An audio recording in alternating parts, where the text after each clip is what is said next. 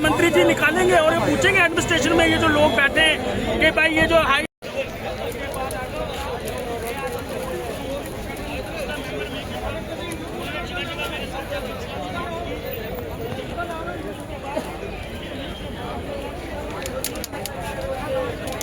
देखिए आरटीओ साहब आए थे, लेकिन हम उनकी बातों से कुछ सहमत हुए, कुछ सहमत नहीं हुए।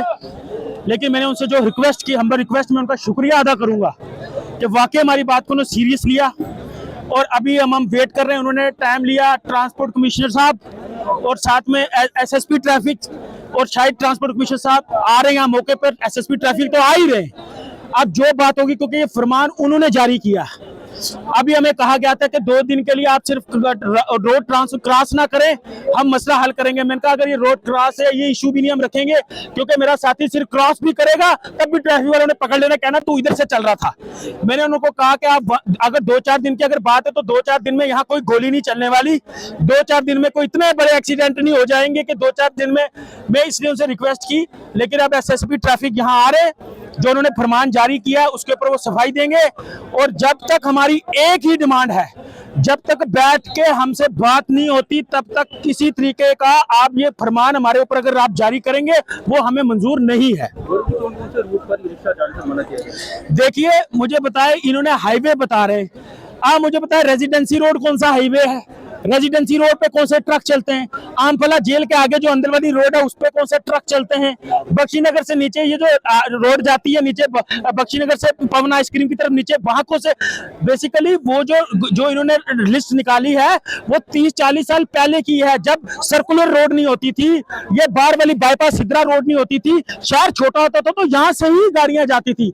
बट अब ये स्मार्ट सिटी के तहत अगर ये ई रिक्शा है तो ये स्मार्ट सिटी के अंदर ये रोड फॉल करती हैं, और स्मार्ट सिटी के अंदर अर्बन एरिया में ई रिक्शे चलाने के लिए लाए थे। और बदकिस्मती देखो कि ई रिक्शे तो चलो मसला रहा, ई ऑटो के साथ, ई ऑटो तो ब्लैक ऑटो का रिप्लेसमेंट था कि भाई काले ऑटो की जगह नीले ऑटो चलेंगे। काले ऑटो मुझे पता है पिछले 70 साल पूरे जम्मू कश्मीर में, मैं कहता हूँ पूरे हिंदुस्तान में काले ऑटो चले, कभी कोई उनके लिए रूट फाइनल हुआ कि यहाँ से चलेंगे यहाँ से नहीं चलेंगे। अगर काले ऑटो की जगह आप ब्लू ऑटो लाए, फिर आप उसके लिए ये रूट वाला ड्रामा कहाँ से निकल के आया? अगर ये कहते हैं गवर्नमेंट ऑफ इंडिया अथॉरिटी का कोई रूल था, रेगुलेशन था, आप बैठो भाई, हमारे डॉक्यूमेंट देखो, हमारी बात सुनो, हम आपकी बात सुनेंगे, बीच का कोई रास्ता निकाले जो आपको भी मंजूर हो, मेरे चालकों को भी मंजूर हो। देखो यहाँ बिल्कुल आपने ठीक कहा, ये बड़ा अच्छा सवाल पूछा। यहाँ 1-2 प्रेसिडेंट बने हैं, वो सिर्फ क्या करते हैं, 4 बंदे साथ जोड़े हैं, अफसरों से जाके मिल आते हैं, मैसेज डाल देते हैं जी हमारी मीटिंग। सड़कों पे ये गवाह मेरे साथी, सड़कों पे गोरों कपूर बगैर उनको आज तक पिछले 5 सालों में कोई नजर नहीं आया।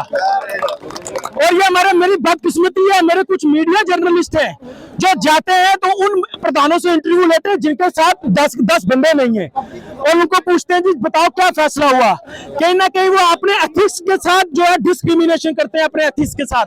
मैं रिक्वेस्ट करूंगा आपके माध्यम से हमारे मीडिया जर्नलिस्टों को कि आप उसी बंदे को रिप्रेजेंट करो जो वाकई में इन लोगों का जो इनका दुख दर्द समझता है और सड़कों पे इनके लिए उतरता है। हल होगी जी, हल के बिना तो यहाँ कोई हल ही नहीं है। बात जरूर हल होगी। ट्रांसपोर्ट कमिश्नर साहब, आरटीओ साहब यहाँ बैठ के 1 घंटा हमारे साथ बैठ के गए, और अभी भी गए नहीं है, वो सामने खड़े हैं। मुझे पूरी उम्मीद है कि अभी ट्रांसपोर्ट कमिश्नर और एसएसपी ट्रैफिक यहाँ आएंगे, वो हमारे साथियों से बात करेंगे और ऐसा हम आज फैसला करके जाएंगे जिससे इनको भी तसल्ली हो, उनको भी। नहीं तो आज हमारा प्रोग्राम था, हमने बीजेपी के दफ्तर जो है हमने जाना था, वहां हमने जाके अपना प्रदर्शन करना था। और दुख की बात है कि पूरे जम्मू शहर में जगह जगह, चाहे वो आरएसपुरा हो चाहे वो अखनूर हो, बगैर मतलब से इन ट्रैफिक वालों ने रूट का बहाना रख के मेरे आरएसपुरा अखनूर के साथियों के ई रिक्शे और ई ऑटो इस वक्त सीज करके अंदर रख दिए। तो अभी अथॉरिटी आती है, हम उनसे बात करेंगे और ये मसला जो है इसको हल करके आज यहाँ से जाएंगे। पहाड़ी सी रूट्स पर और लगातार रोजगार जो है उसको लेकर चिंतित है ये लोग। तो सब रीजनल डीसी थे, हमने उनको एक मेमोरेंडम दिया था कि इसके बीच आप थोड़ी सी चेंजिंग करो, हम आपके साथ चलने के लिए तैयार हैं। हरविंदर साहब ने कहा था कि ठीक है, हम इसके ऊपर विचार करके आपकी दोबारा मीटिंग बुलाएंगे। बैड लक ये कि उसके बाद ना बुलाया गया ना ये मीटिंग हुई, और नेक्स्ट जो मीटिंग हुई उसमें ई रिक्शा वालों की कोई प्रेजेंटेशन नहीं थी। इसी रिलेटेड पीछे रेट्स को लेकर जब मसला बना तब भी ट्रांसपोर्ट कमिश्नर साहब को हम मिले, उनको हमने लिस्ट बना के दी ई रिक्शा और ई ऑटो को चलने में क्या खर्चा आता है। उन्होंने कहा 15 दिन में हम मीटिंग रखेंगे, आपको बुलाएंगे। उसके बाद ना वो मीटिंग हुई। कहने का मतलब है कि स्टार्ट तो होता है, उसके ऊपर डिस्कस करके फाइनल डिसीजन कुछ नहीं होता, और जब वो होता है उसमें ई रिक्शा का कोई रोल नहीं होता। मेरी आपसे हम्बल रिक्वेस्ट है कि ये जो आपने ऑर्डर निकला है इसको आप कल मीटिंग रखिए, परसों रखिए, 4 दिन में रखिए, जैसे आप कहेंगे। जब आप मीटिंग रखेंगे मैं आपके जब आप टाइम देंगे हम आपके पास आ जाएंगे। तब से छोटी सी हम्बल रिक्वेस्ट है कि आप ये जो चलान जो रूट्स को लेके हैं इसको आप स्टैंड बाय कराएंगे। ये मेरी आपसे एक हम्बल रिक्वेस्ट है।